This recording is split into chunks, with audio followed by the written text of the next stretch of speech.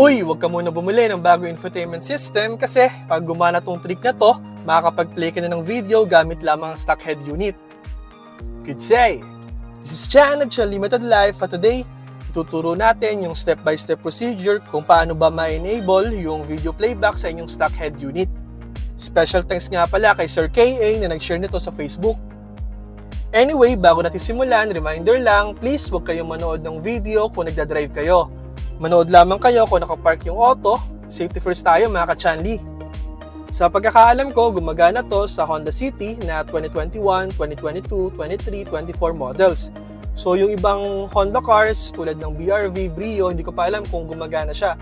At tingnan din natin yung ibang car brands kung gagana din tong trick na to. In case gumana, pakilagay lang sa comment section ng video na to para ma-share din natin sa iba. To start, alisin muna natin yung flash drive kasi pwede yung maka-interfere sa gagawin natin.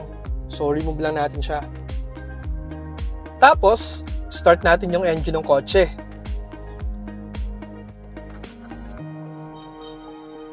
Ayan. So, number 3, i-turn off lang natin yung screen or yung head unit. So, long press lang natin tong button na to para mamatay siya. Ayan. So, pag black na, ibig sabihin, patay na yung head unit. Next, gagamit tayo ng tatlong daliri. So, yung tatlong daliri na yon, pipintin natin tong top 2, so which is yung menu button, then yung back button, tsaka power button. So, pwede kayong gumamit ng dalawang kamay or isang kamay lang kung kaya mo naman. So, ang trick ay press natin siya at i-hold for 5 seconds. So, ilo-long press ko lang to, these 3 buttons. So, long press for 5 seconds. 1, 2, 3, 4, 5. So, okay na yan. So, yung next ay ipipress natin yung 2 buttons na to, same nung kanina. Tapos, 5 beses natin to pipinutin yung power button. So, ang kaibahan lang is ito, naka-hold ito, pinipress ng 5 beses. Tapos, pinutin natin siya 5 beses. 1, 2, 3, 4, 5. Yan. So, lumabas na siya. Video click disable. So, ito yung i-on natin para gumana yung playback. So, pinutin lang natin. So, nag-illuminate siya. Ibig sabihin, naka-on na yung video playback ng kotse. Para matry, syempre, kailangan nating patayin yung makina. So, patayin natin. Then, restart natin yung engine para makita natin kung gumana na ba talaga siya. So, ngayon, para matest, gagamit tayo ng flash drive. So, ito, flash drive. So, yung flash drive, meron tong lamang video. Yung mga videos na nasa loob nito ay MP4 format.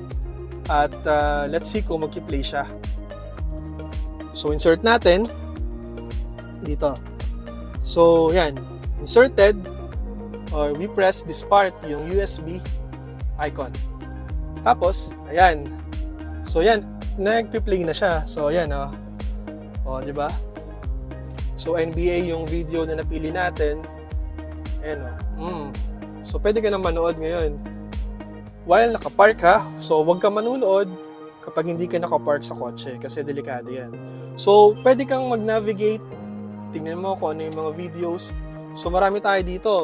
So, may Squid Game. So, yan. So, may trailer ng Squid Game. So, makikita nyo, yan. O, ayan, di ba? Squid Game. Ayan. So, pwede rin, let's see. O, Deadpool. So, pwede ka na talaga manood niya, no? So, mas maganda sana yung video kung medyo gabi. Pero yan, so pwede na siya. So, kung nakatulong tong video na to, please like and subscribe to my YouTube channel, Chan Limited Life. At pakishare yung link, pa-comment na rin. So, ayun lang. Thank you for watching this content. Don't forget to like and subscribe sa ating Chan Limited Life YouTube channel, TikTok, at sorry, nakalimutan ko. Play na lang natin yung outro.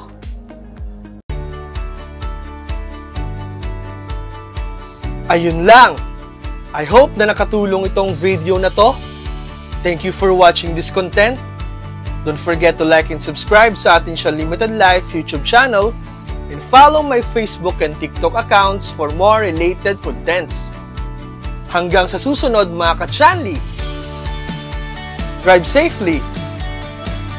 Ingat!